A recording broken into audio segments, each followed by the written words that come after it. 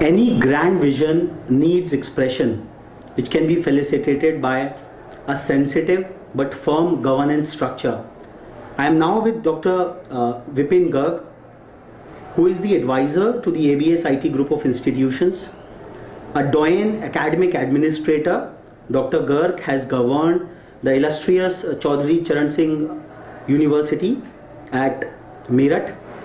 He has been a teacher, an advisor to a large number of technical and non-technical boards across the country. I welcome you, sir. Thank you very much. So you have been saying that excellence is a journey. It's not a destination. Would you please illumine us more on that? See, Mr. Raghav, we are seeing very many education institutions in the country and in the state also. What is important that we have various components in any education, maybe a technical education. Management has a role to give good infrastructure. Their responsibility is to induct good faculty, committed faculty, non-teaching staff, students. Their role is also to make people understand that this system is working for their reasons and their cause. We have to convince the society at large. Together, this education system is an ecosystem. While we are interacting with all these components, the issue of governance automatically emerges and it takes shapes. It is the confidence of the faculty, your issues with them, effective teaching in the class, the participation of students in the campus, their involvement in the campus. So these are the essence of governance, issues of governance. An education institution is just not by the infrastructure, it is the culture we would like to infuse in them. So in the context of ABESIT group of institutions, how this sensitization, how this sensitive governance is unfurling in various departments and domains? See, you'll be interacting, I learned from our director and director general and heads also. But at this point of time, I understand it is the democratic setup of an institution. We are working through director, heads of the department, teacher mentors at various levels, where their views, their understanding is also received, their participation is ensured, and we are seeing very good results from this exercise. So you talk about like a decentralized, process-oriented system of governance at ABESIT. Yeah. Would you like to tell us more about the key hallmarks of this decentralized and process-oriented governance? No, I didn't follow exactly what you are. I'm saying that decentralized, process-oriented governance is something which is followed at ABESIT group of institutions. A couple of examples which have make your institution apart from the rest. A couple of examples of such decentralized decision-making, learning that we would like to know. We have university-defined syllabus with us. We are constrained to teach it. But then what additionally we can give to the students, that is coming out of the discussion, interaction, sessions from the teachers, from the students. And that is, once we understand and we decide to take it up, that is implemented. So it is a teacher's participation. Once they are sure what they are intending to do, we receive from them and then ultimately it is implemented. So the academic learning processes, you are saying that there is a lot of democratization and decentralization. Naturally, without it, it's not possible. So the teachers are promoted to take upon things beyond their curriculum. Yes. Okay. Yes. If that is not that, then it goes very monotonous. Sir, at times there is a complaint from the academic fraternity, since you have been the Vice Chancellor of a very illustrious state university as well, ki the other supporting paraphernalia, it sometimes become a roadblock in the due deliverance of their teaching learning processes. So how at ABESIT you have ensured that the other academic paraphernalia or the other establishment gives due support to the academic fraternity? No, that is very natural. If this is not possible, then there is no use of this academic infrastructure. You know, what should be the shape of a laboratory or a workshop or any system installed in the education system? That is a vision of the faculty and the management together. And that should lead to the involvement and evolvement of the system only.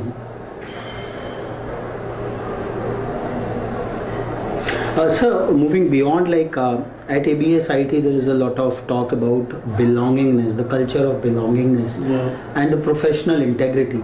So, being at the helm of affairs, what is the ways and means by which this is you know, once the faculty is inducted in the system, we have to ensure that their interests are watched.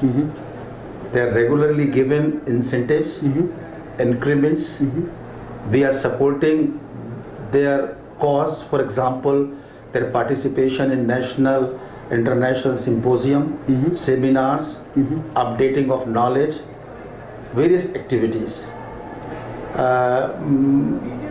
Their involvement is only possible once they feel that they are in a safe system.